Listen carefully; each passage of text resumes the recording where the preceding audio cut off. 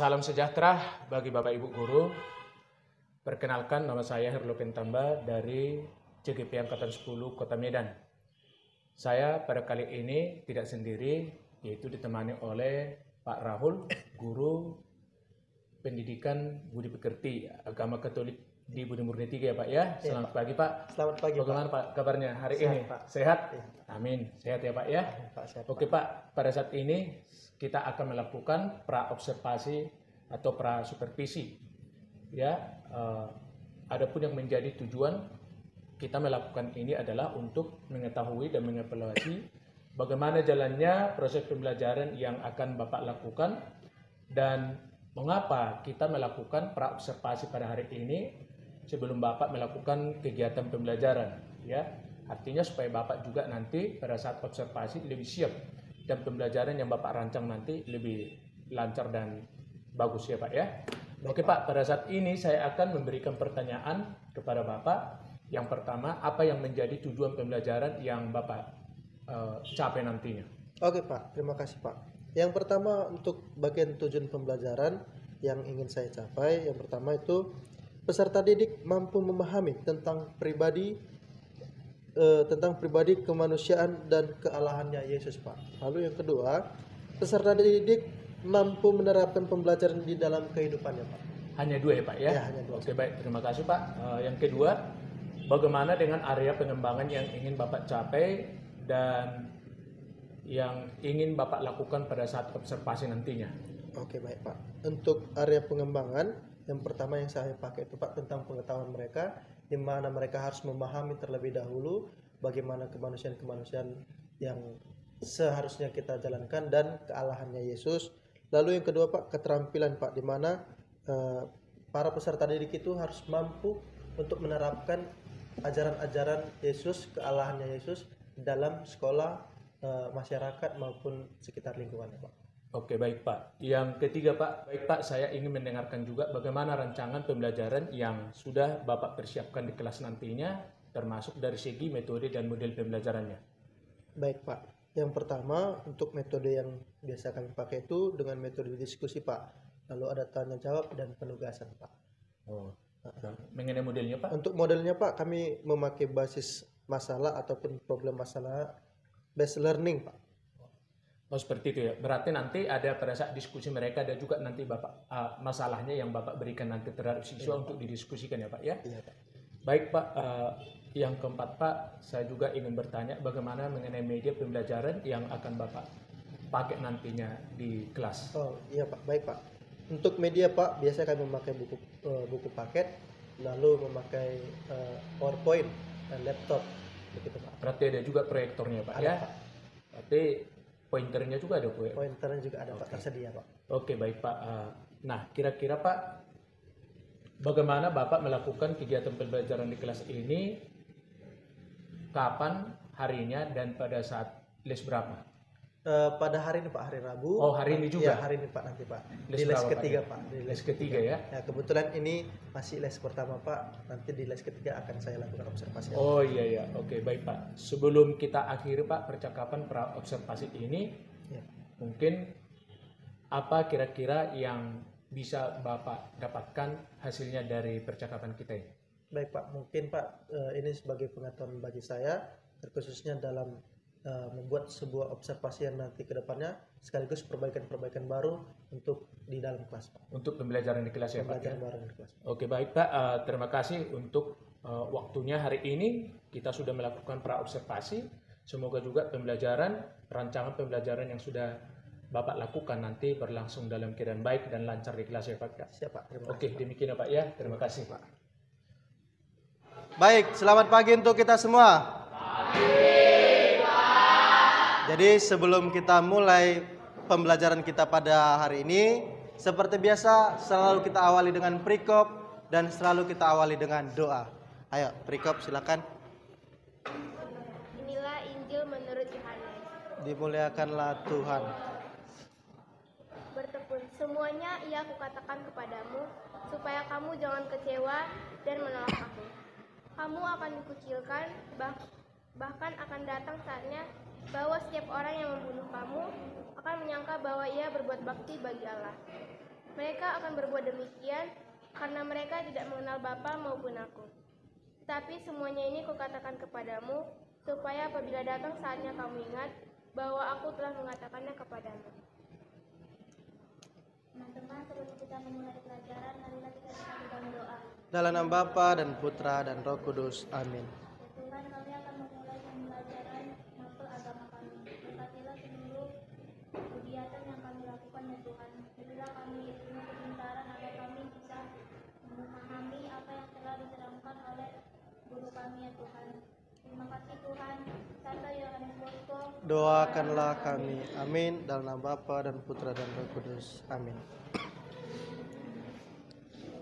Baik, terima kasih untuk perikop dan doanya. Bapak sapa sekali lagi. Selamat pagi untuk kita semua. Gimana kabarnya? Sehat?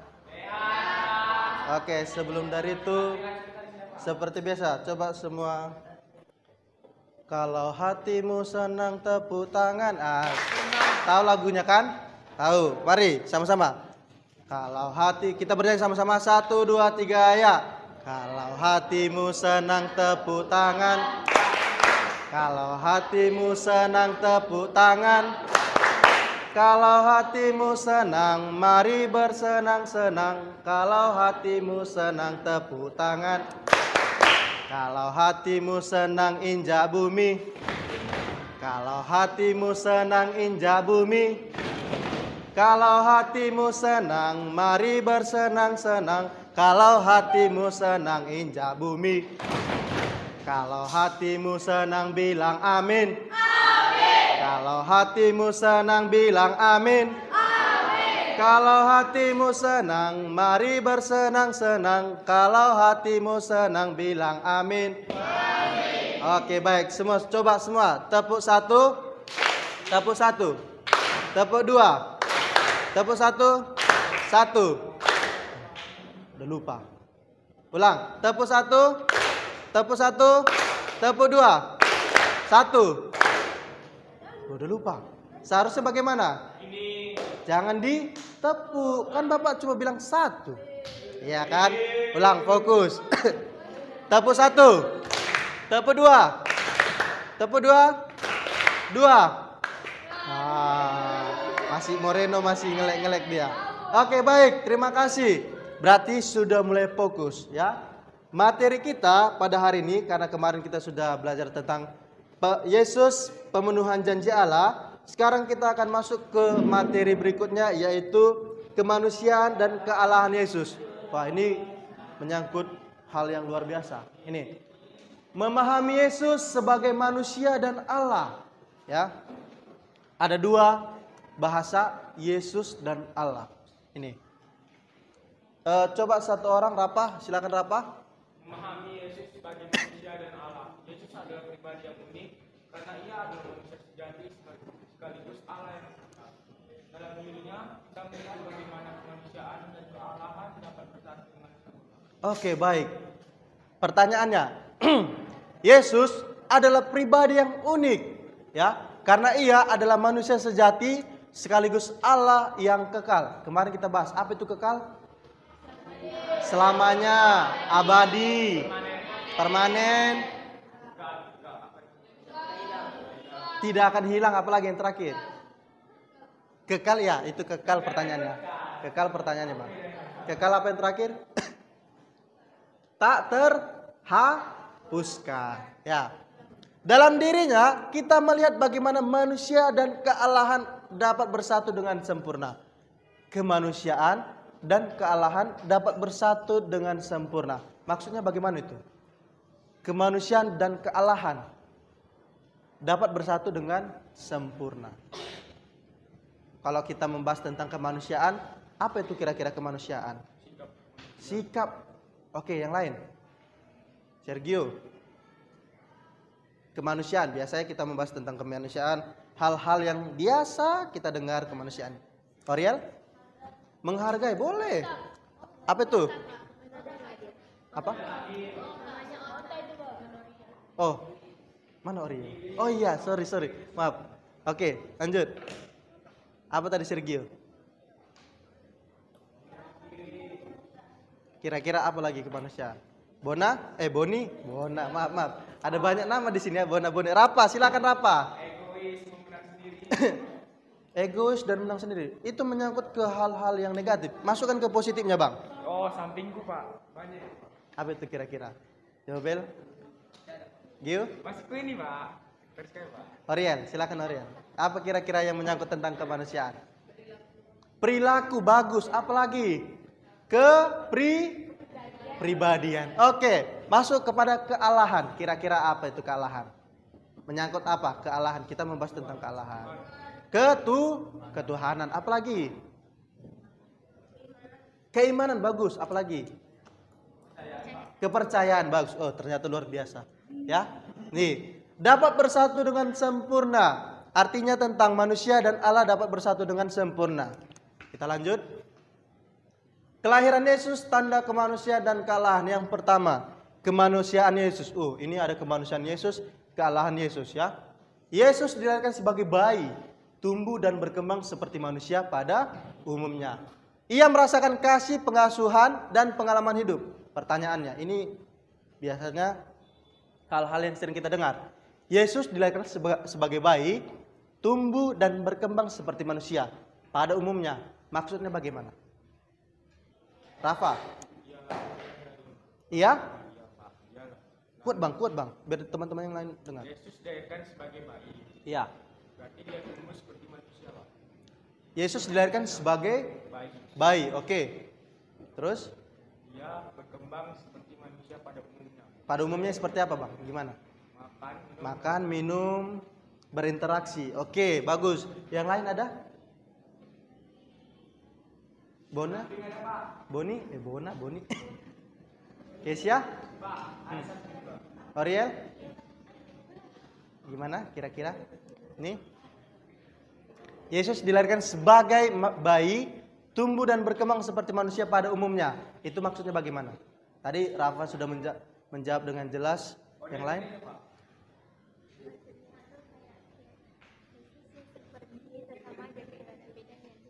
Yesus sama seperti kita yang ada di sini. Tidak ada bedanya. Benar atau salah? Benar atau salah? Kok ragu menjawab? Benar atau benar? Salah atau benar? Kok salah lagi Rafa? Benar atau benar? Oke, benar ya.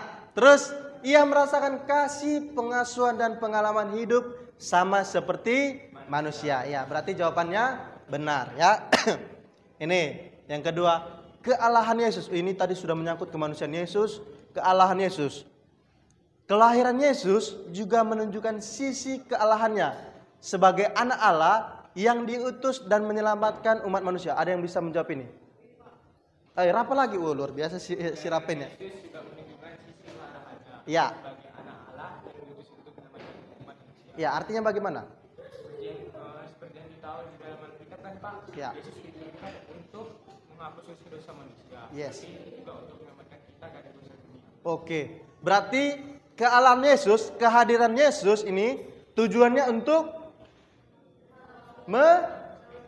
menghapus dosa dunia dan apa tadi? Siapa yang jawab tadi? Menyelamatkan. Iya. Tujuan kita bukan tujuan kita, maaf.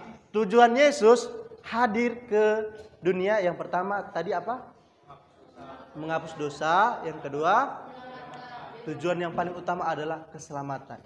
Ya, manusia semua yang ada di sini ya, pasti kita semua orang berdosa. Tapi tujuan kita kepada Allah ialah keselamatan ya. Kelahiran Yesus juga menunjukkan sisi kealahannya sebagai anak Allah yang diutus untuk menyelamatkan umat manusia. Siapa di sini yang merasa dia tidak pernah berdosa? Angkat tangan. Ada yang merasa tidak pernah berdosa di sini?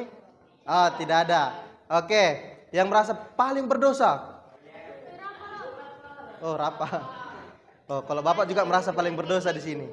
Ya, oke, turun tangan. Berarti semua di sini ingin diselamatkan, betul? Ya, tujuannya pasti untuk keselamatan. Kita lanjut. Kehidupan Yesus menjadi manusia sempurna. Yang pertama, coba baca Sergio. Yang pertama, nampak dari situ bang? Nampak tidak?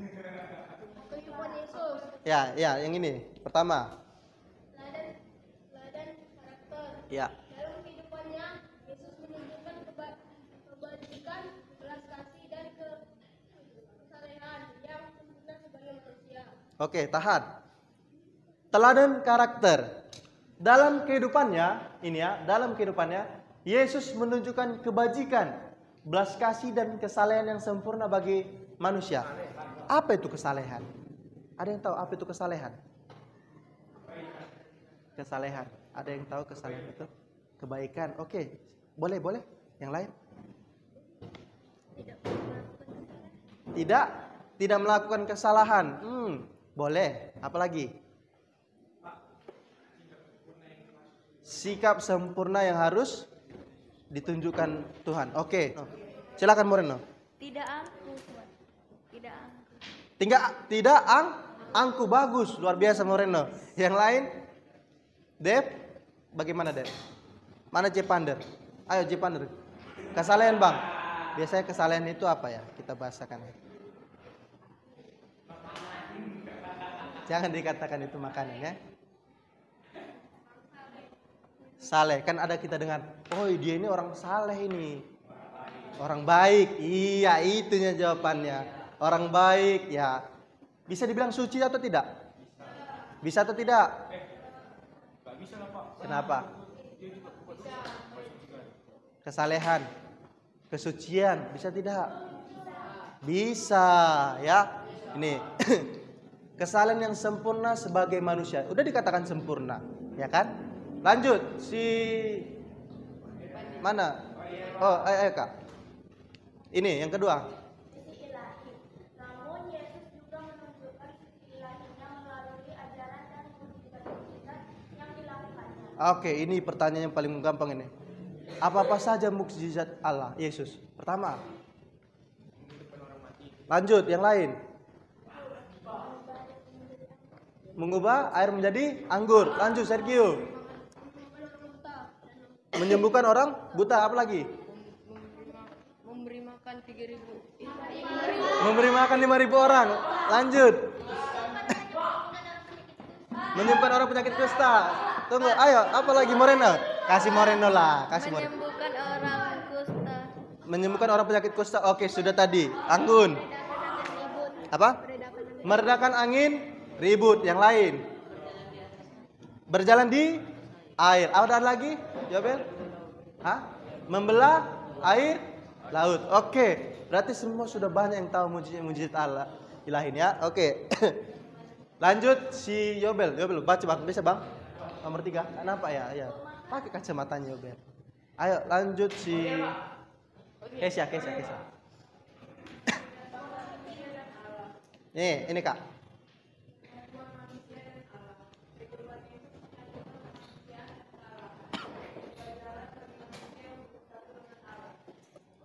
Oke.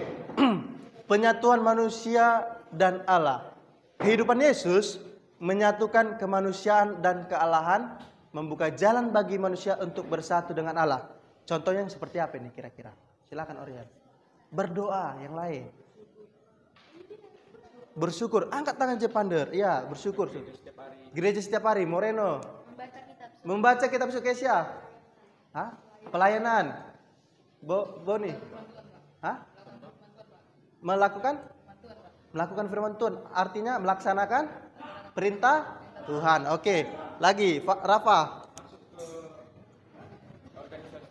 Masuk ke dalam organisasi gereja. Contohnya apa saja? Mestinar. Apalagi muda-mudi. Apalagi OMK. Apalagi bisa masuk apa? Punguan Inang.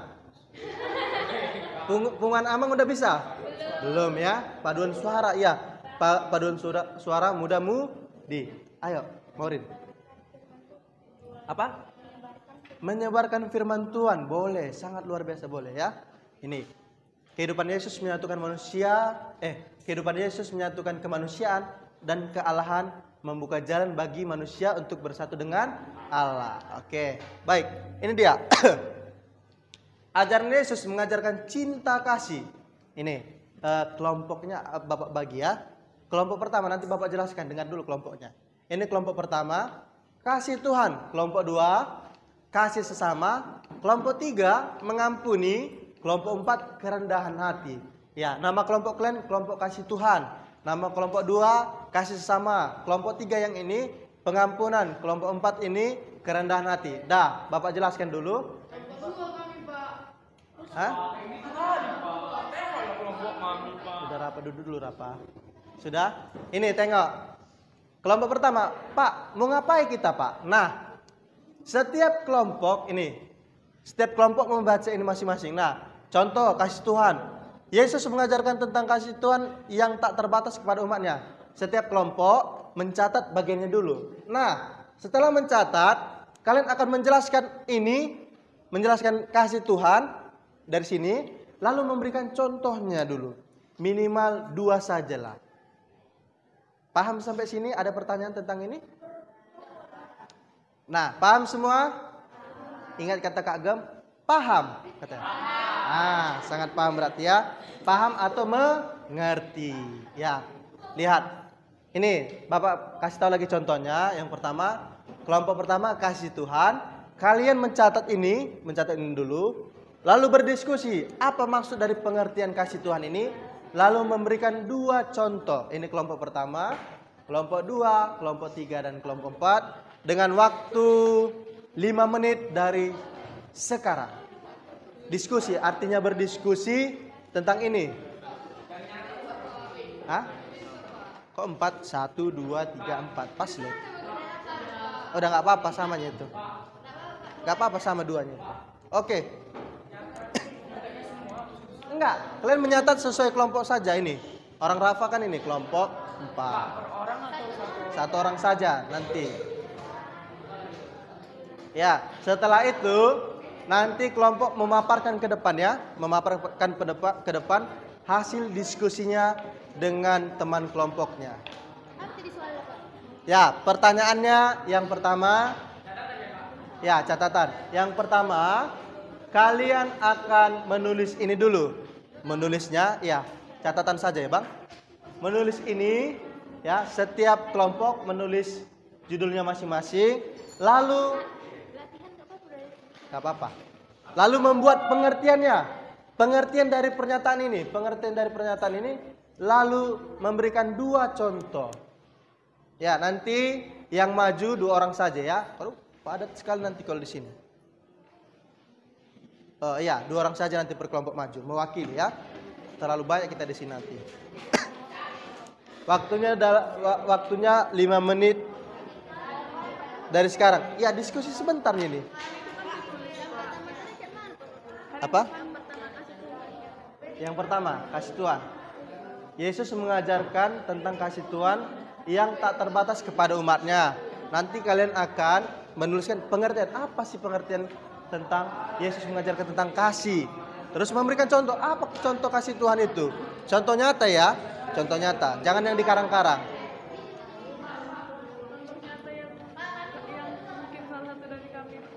Iya.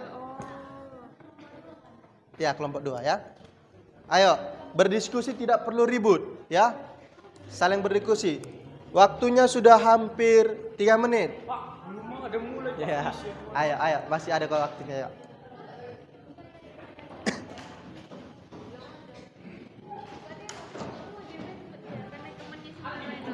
Hah? Tidak, kita yang bahas di sini saja. Kalau boleh melihat contoh buku silakan. Cari tentang pengertian. Kalau ada kasih atau kasih sama, pengampunan atau kerendahan hati pun boleh. Ayo Pandar. Udah nggak apa-apa. Diskusi tentang kelompok kalian 3 kan? Kalian tentang pengampunan, pengertian pengampunan. Berikan contohnya 2 saja. Tidak perlu panjang-panjang. Hanya tinggal pengertian dan contohnya, ya. Dan juga diharapkan kalian mengerti dengan apa yang kalian buat, ya. Jangan pula kalian buat rupanya kalian nggak mengerti. Boleh. Enggak dalam Yesus. Ya. Alkitab juga. Boleh dari Alkitab kalau kalian mau buat. Boleh, Rafa silakan.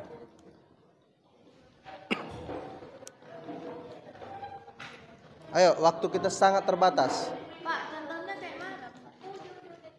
Itu sudah.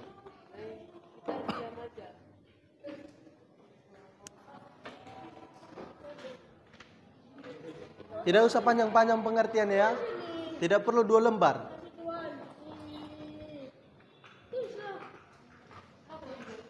Nanti per kelompok 2 orang saja maju ya. Menjelaskan pengertian dan 2 contohnya ya.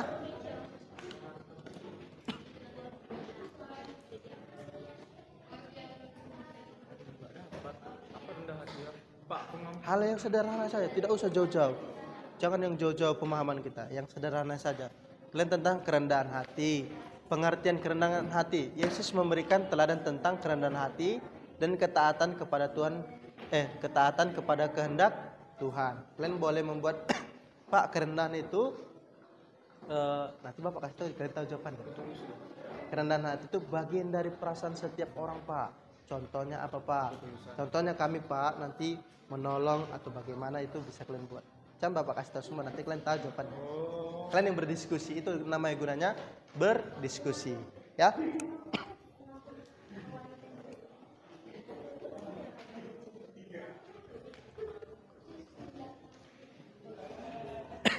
Ada yang sudah?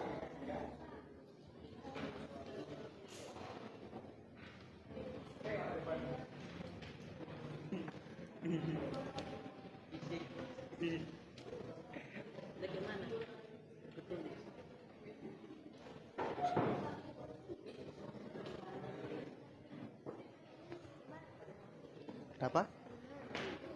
Ya, tinggal buat pengertiannya. Kasih Tuhan. Pengertian kasih itu seperti apa? Contohnya kasih Tuhan kepada manusia itu apa? Nah, kan hal-hal yang sederhana yang kita bahas. Ayo. Iya, pengertian sama contohnya saja. Contohnya 2 saja. Yes. Contoh nyata ya, contoh nyata dalam kehidupan kita. Sudah, ayo waktunya 3 menit yuk. Tidak usah panjang-panjang. Pendek-pendek saja tidak apa-apa. Sama dengan berbelas kasih. Ya. Ya. Apa? Kalau kalian sebanyak 3 kali itu kan. Ya.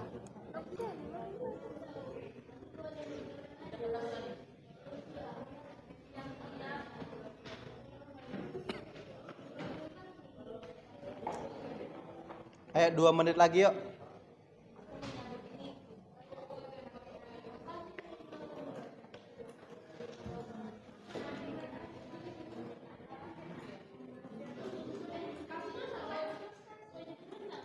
Tidak usah panjang-panjang ya. Yang penting kalian juga gampang paham, ah? Iya. Kasih itu kan kebaikan. Gak mungkin kan kasih itu mendorong teman, Pak. Kan gak mungkin kan.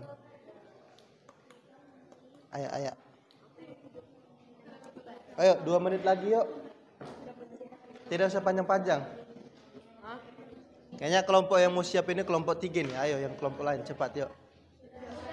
Sudah? Oke, baik. Kelompok yang belum ditunggu setelah dari kelompok 3. Silakan. Kelompok 3, silakan 2 orang membaca dan memberikan contohnya juga ya.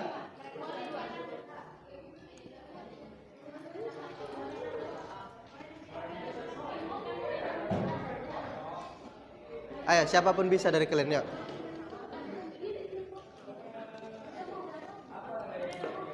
Ayo, waktu terbatas ya. Pander ya. Baca saja coba. 1 orang lagi siapa kalian?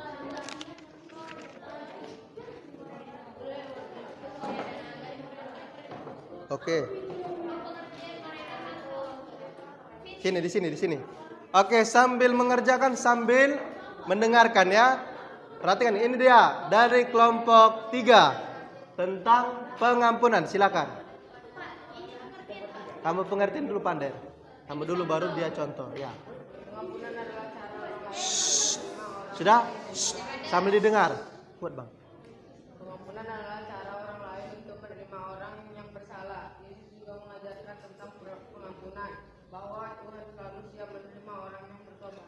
Oke, lanjut. Kelompok pengampunan. Yang pertama, memaafkan orang yang bersalah pada kita. Kedua, di dalam Alkitab, Yesus juga mengampuni wanita yang berzina. Tiga, Yesus mengampuni Petrus yang menyangkalnya 3 kali sebelum dia disalibkan. Oke, luar biasa. Tepuk tangannya dulu untuk kelompok 3. Ya, Bapak minta 2, mereka memberikan 3. Luar biasa ya. Ayo kelompok yang lain. Ayo. Jangan mau kalah sama kelompok 3. Kelompok 2, Bu. Pak. 3. Kelompok 3 Morinda ya. Ayo. 1 sudah. 2. Sama dia seperti kelompok 3. Tidak usah panjang-panjang. Sudah, ayo. Kelompok 1.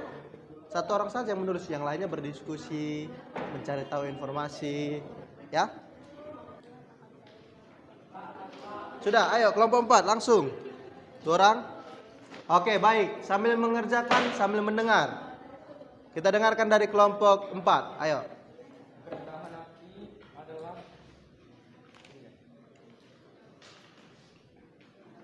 sikap seseorang yang muncul dari perasaan seperti menolong sesama tanpa meminta imbalan. Kerendahan hati juga sikap perasaan tulus seseorang dalam membantu sesama seperti yang dilakukan oleh Yesus. Oke, luar biasa. Contoh kerendahan hati adalah menolong sesama tanpa imbalan, memberikan orang mati tanpa meminta imbalan, tidak memamerkan keunggulan diri. Sudah?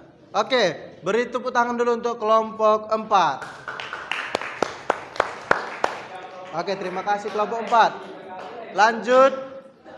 Kelompok 1. Oke, kelompok 1 sudah.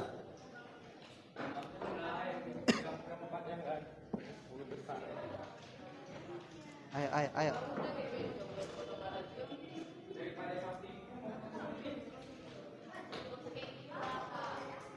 Sudah, ayo.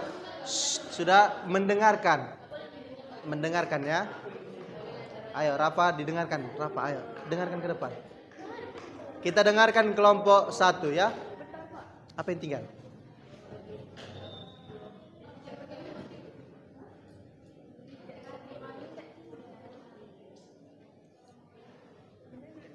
Ya.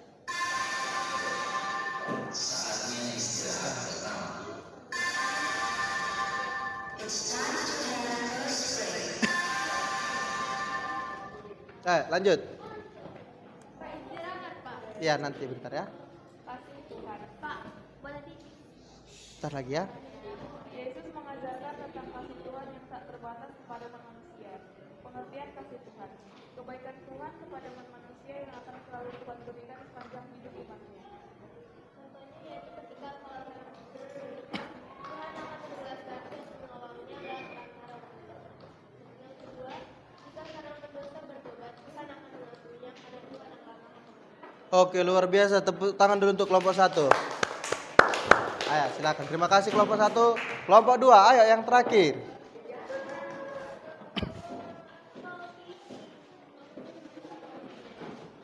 Ayo, cepat yuk.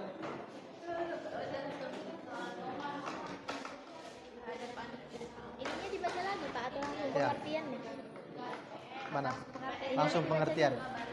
Baca kelompoknya aja. Ayo.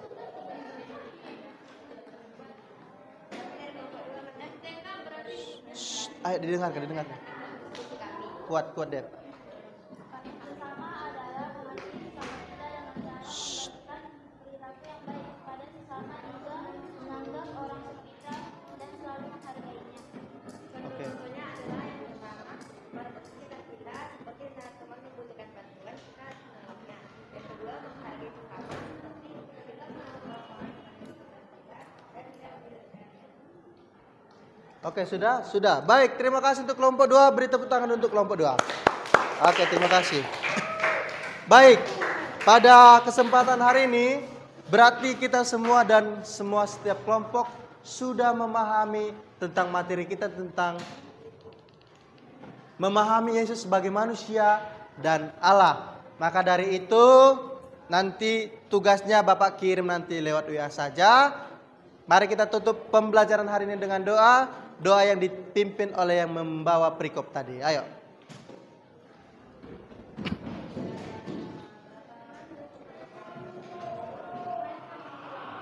Dalam nama Bapa dan Putra dan Roh Kudus. Amin.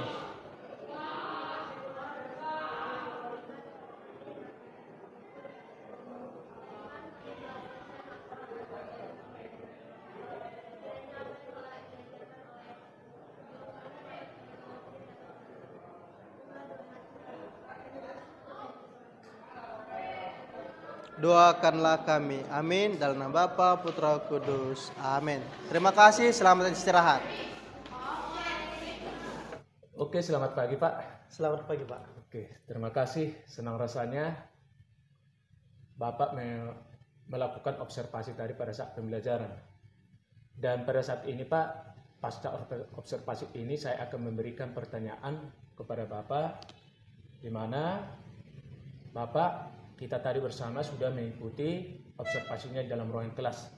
Yang pertama Pak, bagaimana perasaan Bapak berkaitan dengan jalannya kegiatan observasi yang sudah berlangsung dalam ruangan kelas? Baik Pak, yang pertama mungkin ya sedikit gugup ya Pak.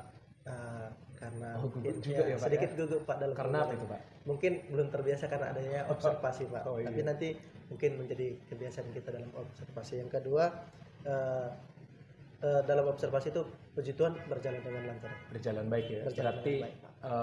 rencana pembelajaran yang sudah Bapak lakukan juga terlaksana dengan baik. Terlaksana dengan baik. Oke baik Pak, mungkin bisa diceritakan kembali mengenai area pengembangan apa yang Bapak lakukan dalam kelas. Kemudian langkah-langkah atau tahapan pembelajaran apa yang sudah Bapak lakukan tadi dalam ruangan kelas. Baik Pak, yang pertama tadi kami memakai area pengembangan pengetahuan dan keterampilan, di mana anak-anak kami suruh untuk membuat kelompok diskusi. Lalu mereka akan memberikan suatu hasil dari sebuah kelompok yang sudah dibentuk Pak. Berarti dipresentasikan mereka Pak, ya, dari Pak, masalah yang Bapak berikan awalnya. Iya Pak, benar. Ya Pak, baik Pak. Jadi berkaitan dengan area pengembangan ini, yaitu ada juga tadi yang Bapak sampaikan, yaitu mengenai pengetahuan dan keterampilan. Ya, Pak. Nah, menurut Bapak, apakah area pengembangan yang sudah Bapak lakukan dalam ruangan kelas itu berhasil di dalam ruangan kelas atau tidak tadi, tercapai gitu?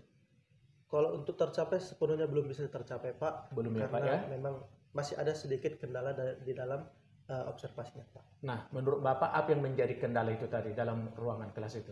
Iya Pak, yang pertama mungkin kurangnya fokus anak-anak itu terhadap materi. Lalu yang kedua, minat mereka dalam pembelajaran tertentu Pak. Saya lihat kalau mereka tidak memahami, maka cenderung mereka tidak lebih menyukai mata pelajaran seperti itu Pak. Ya. Apakah menurut Bapak ini merupakan kekurangan-kekurangan atau kendala-kendala yang Bapak hadapi tadi di ruang kelas itu, atau adakah hal-hal yang lain?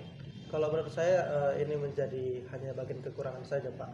Sisanya hanya tinggal mengembangkannya saja Pak. Kalau bagian mengenai waktu bagaimana Pak? Mengenai waktu Pak, sebenarnya itu cukup kurang Pak, karena Kurang juga ya Pak? ya, untuk waktu kita kurang karena untuk memahami materi rasa saya itu kurang Pak. Nah, untuk memperbaiki kendala atau kekurangan-kekurangan yang Bapak alami hari ini, bagaimana Bapak melakukan untuk perubahannya ke depan? Sampai kapan?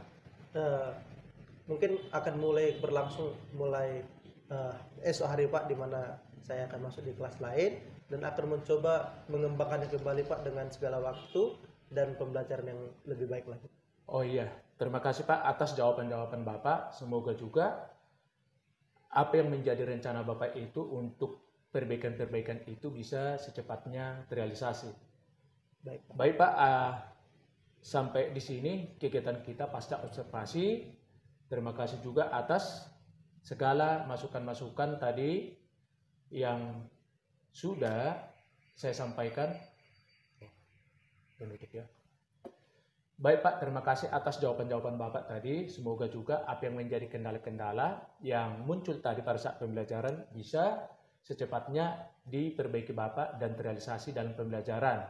Baik Pak. Besok hari ya Pak ya? Iya Pak, siap. Oke, sampai di sini loh Pak untuk rangkaian kita, kegiatan kita hari ini, mulai dari praobservasi tadi, observasi dan juga pasca observasi ya. Baik, Semoga Pak. juga ini menjadi pengalaman Bapak untuk kedepannya bagaimana juga merancang pembelajaran itu yang lebih baik, yang lebih menarik. Sampai di situ ya Pak ya. Baik Pak. Terima kasih Pak. Oke.